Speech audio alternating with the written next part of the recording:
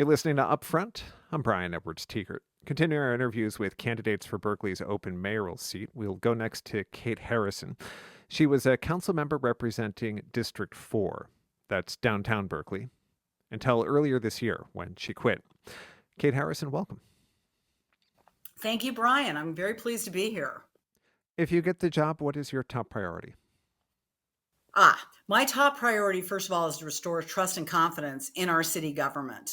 We have seen a diminution of public input into city decision making, a loss of our commissions having their voices heard, and a general reduction in the amount of impact that residents, current and future, who want to live here can have on the way decisions are made.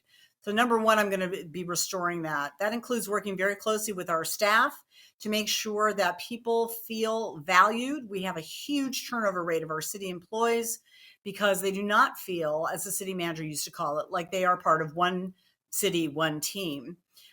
We need to restore a sense of balance in the city. There are a lot of things we can do as mayor to make the system work better for everyone involved, including council members. We can improve the way we agendize items. We can improve the way that we hear people in conversation. We can make sure that our commission reports come to us in a timely manner. So things like our fire commission is able to relay to us how they think we should spend our fire safety money, which they were prevented from doing last year. That's job number one. In terms of policies themselves, the things that I'm most interested in pursuing are, one, dealing with our large rate of vacant storefronts and the sense that we have not yet recovered from COVID, which I believe is true. I think we forget the tragedy of COVID, how much of an impact it had on people and our businesses. While I think the city did a very good job during the emergency, our recovery is not complete. We need to ensure that our local businesses can stay here by imposing a vacancy tax on vacant storefronts like the one I wrote for vacant residential units. We need to make sure that when someone says, I'm going to tear down that building and build something new, that they actually go ahead and build something new and not leave a shell, which we see a lot of.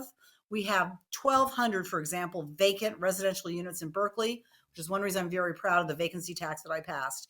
We can't allow this sort of blight to continue, which is being caused by market forces, people buying properties, then deciding it's too expensive and stepping away.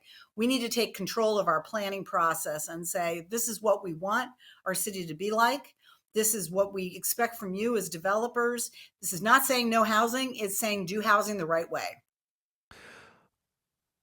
I feel like I have to ask, since you quit a seat on city council and you're running for a weak mayor position that's basically a seat on city council with a little more control over meeting process and agendas, what you think you would be able to accomplish as mayor that you couldn't accomplish as a council member.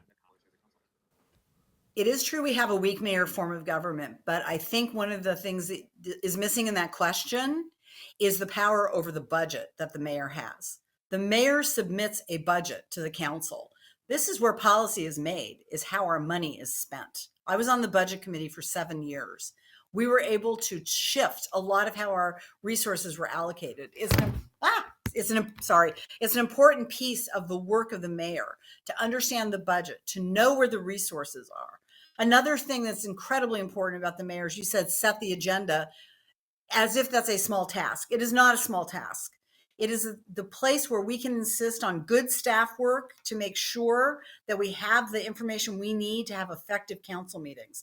The number of times we would get 400-page packets right before a meeting and be told you have to make this major decision is simply unacceptable. This happened with our waterfront improvement plan, for example, coming to the council late, lengthy, with a lot of implications for what our waterfront's going to look like. The mayor, as the chair of the agenda committee, has an ability to say, slow the train. We're not ready to hear that item yet. We don't understand the facts. I think these are both really important. Third, the mayor is the conduit for negotiations with institutions such as BART and UC. That's who sits on these negotiating teams with those institutions. They are the person that is responsible for dealing with the regional bodies, such as the Board of Supervisors. I have a long history in government, and I know how to make things get things done with our regional and state partners. That's something I think I uniquely offer that the other candidates do not. I'd love to go through some policy specifics. On the same ballot where you're running for mayor, there is a proposal to lift state restrictions on rent control. Berkeley cannot put rent control on single family homes, for instance. It cannot do vacancy control, which regulates rent increases between tenancies. Are those things the city should do if it's able to? The other thing that it prevents is us establishing a year for new construction for which rent control applies. You realize we're frozen in 1980. That's the biggest problem that I have. A building built in 1980 is now 44 years old. The profits have been recouped. So that is the main thing I'd like to see. The reason in particular I'm in favor of 33 is I do not see why the state is going to dictate exactly how each city handles its own rent control.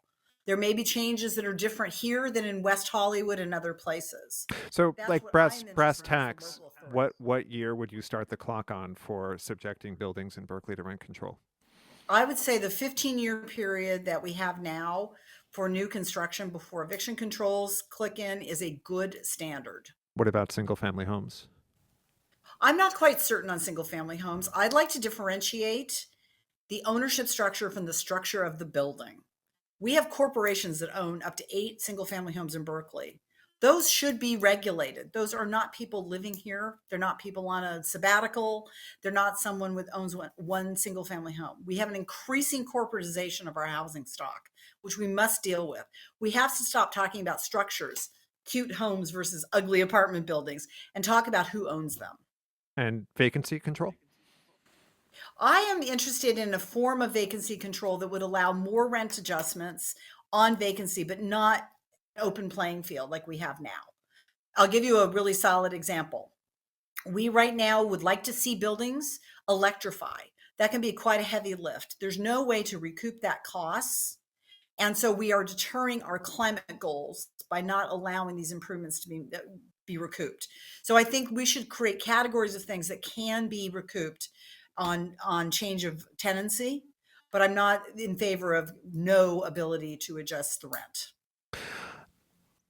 I also wanted to ask you about the restrictions that have recently been lifted on cities by Supreme Court decision, Grants Pass versus Oregon, Yes. which got rid of the legal obligation we had in this part of the country to offer shelter to anyone that cities wanted to evict from living on public land. What do you think of the new sweeps policy this city has passed? What would you do differently? I think it was unnecessary to vote on it. And I'll tell you why. Number one, the city manager already has the authority to remove dangerous conditions. So if it was truly a dangerous situation, we had one of these on Millview where the bricks were falling on the unhoused, the city manager already has that authority. So it was really in that way unnecessary. Secondarily, while they removed the criminal penalties, they retained the fines against homeless people. It's completely ineffective to fine poor people. It doesn't make any sense. What we need is what is the next step? Let's say you decide this encampment is dangerous and people need to go somewhere else. What is that somewhere else? We need to bring back the sanctioned encampment that I introduced at Grayson Street, which allowed safe RV parking and allowed safe living inside of a factory shell, essentially with tents. We need to be more creative in the provision of homeless housing so people want to stay there. Simply moving somebody into housing to have them leave the next day is not a solution. It's a Band-Aid. This much quoted 45% reduction in homelessness reflects the number of people that were housed. It doesn't say anything about did they stay housed. We have to focus on permanency. Around the time you quit council, Berkeley was starting to be an outlier among big local cities in that it didn't even take up for discussion a ceasefire resolution about Israel's war in Gaza. Oakland had passed one unanimously at that point. San Francisco passed one with an overwhelming majority. It seems striking, given that Berkeley's got like a 50-year history of taking foreign policy positions at the city government level, that didn't even come up for discussion. What happened? This is one of the areas where I feel like the city failed to listen to residents, and it does not mean that people have to vote a given way. We basically said, we're not going to hear you. We don't want to talk about this issue. There have been recent efforts to undermine our Peace and Justice Commission by replacing commissioners and at one time canceling a meeting saying that it had been noticed incorrectly by the staff. harassing commissioners. We've had people show up, film commissioners, and intimidate them. When we don't discuss something important like this, it does not get better. Does that mean I love the language of the Peace and Justice Commission resolution? I don't know. I would have written it probably a little differently. But that isn't the point. It's the absence of conversation that is driving our community apart. I have businesses in District 4 that have been attacked for having pro-ceasefire signs. We know that in some cases also the Jewish people have been harassed. When you don't discuss things, they do not get better. We are driving a wedge between our people. We've had council members go to classrooms and yell at middle school teachers for talking about Palestine. Why is that happening in the land of free speech? So whatever the result would have been, I think not discussing it, not bringing it up was a mistake. I stayed in the room when protesters came, and I was criticized for that decision by Councilmember Hahn, who said that me listening to people who wanted a ceasefire in Gaza made her unsafe. I do not believe that. Kate Harrison, we'll leave it there. Thanks very much for your time. Thank you very much. I'll see you later. Kate Harrison, one of 3 candidates for the open mayoral seat in Berkeley's election. She's a former council member representing District 4, which is downtown Berkeley.